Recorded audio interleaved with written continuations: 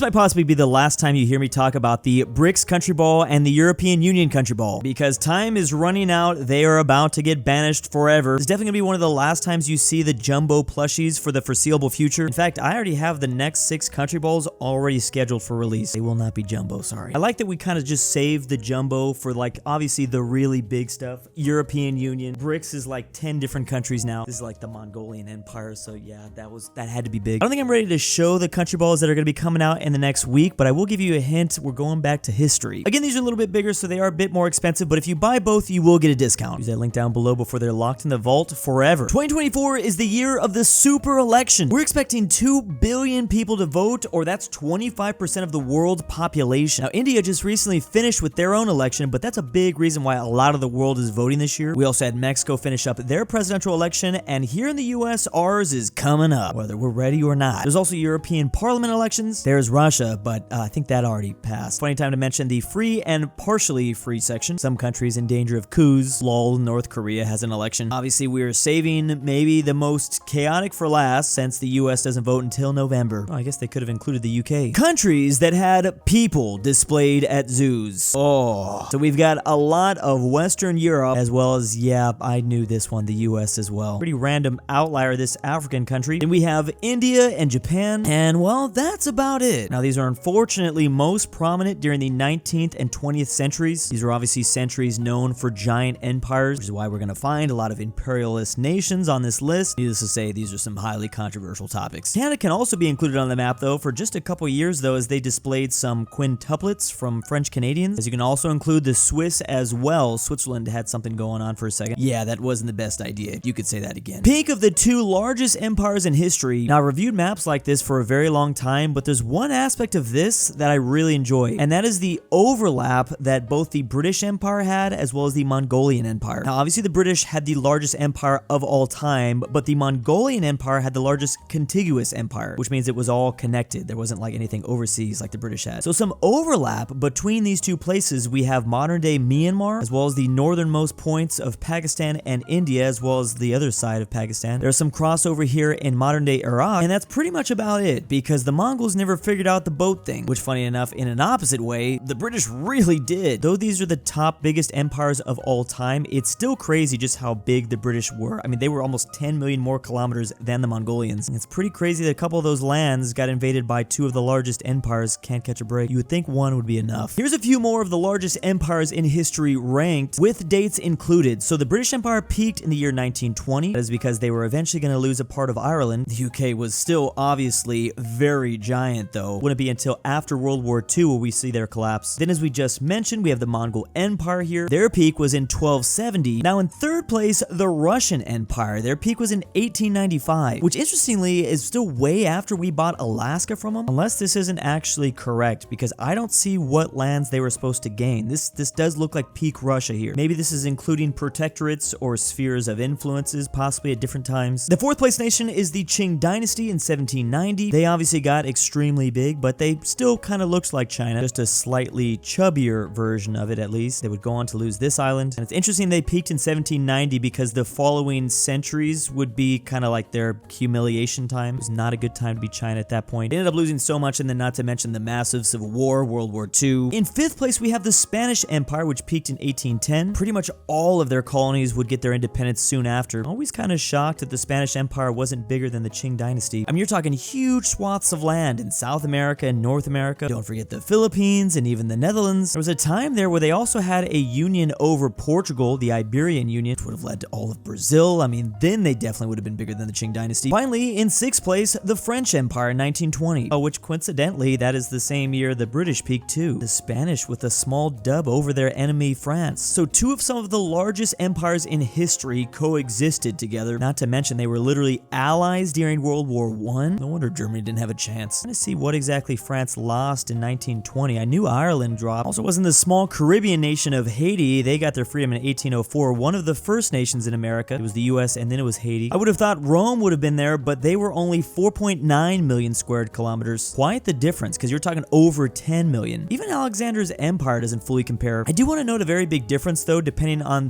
when these empires peaked. It was obviously a lot easier to get massive when like technology got up there, you know, guns and huge boats. The ancient empires are still still super impressive because they didn't have all that. So like I was mentioning, Mongolia, Rome, Greece. British people tend to think the UK did the most to defeat the no-no Germans. Other countries aren't so sure. Remember, all the green nations were considered part of the Allies at one point or another. But then of course there's the big three: the UK, the Soviet Union, and the US. I feel like I just got done doing a video about like the Soviet Union and how they also think they did the most during World War II. I guess this is just like a shared sentiment from around the world. What's crazy is this is a recent poll too. Like, wow. The exact question is, in your opinion, which country would you say contributed the most to defeat Germany in World War II? So when asking British people, 39% say the UK. To be fair, 20% of British people say the US, 15% only for the Soviet Union. Interesting that 25% say they don't know. That's a noble answer. I'm not even gonna make fun of them for that. It's nothing wrong with just saying I don't know. According to Americans in the US, of course, 59% say it was all the US. That's a huge number right there, which I'm not even surprised considering the video games and the movies and all the other media just focuses on the US perspective during World War II. Crazy that 13% of Americans actually picked the Soviet Union over Britain. Only 6% picked Britain. I mean, dang, if you were to hold a gun to my head and I had to choose one of these,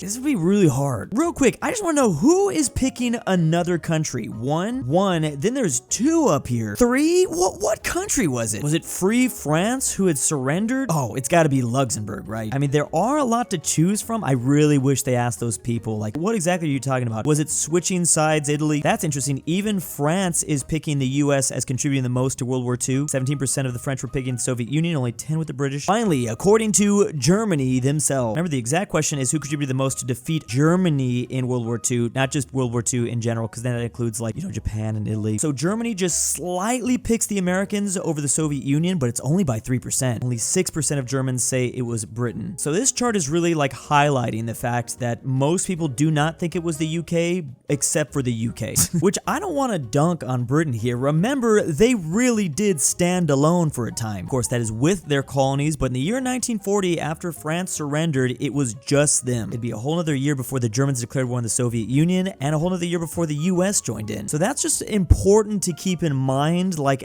they did carry the team because they were the team at that moment. And if they did surrender, which I know got real close, then who knows what would have happened. I mean, they wouldn't have surrendered, but I know that there were talks of like a white peace. With that said, if I was forced to choose, I mean, it would have to be between these two probably. Man, it's really difficult. But I guess if the Germans themselves are overall picking the US, but maybe that's just because they like the US more. Maybe they just don't want to admit this is the Soviet Union. 3% of Germans saying another country. What was the other country? Now, this is where things get really interesting though. This was a poll done all the way back in 1945, after the war had basically ended. This was asking people of France who won the war. It was overwhelmingly the Soviet Union. That says a lot. I mean, like I just said, so much media and like a lot of time has gone by, or it definitely has probably changed public opinion. I didn't want to say it, but I was leaning Soviet Union. Now, they couldn't have done it themselves. Let me just make that clear. Always comes down to this damn quote: British intelligence, American steel, Soviet blood. What do you guys think? An overview of the known world by the Roman Empire. This is in 150 AD.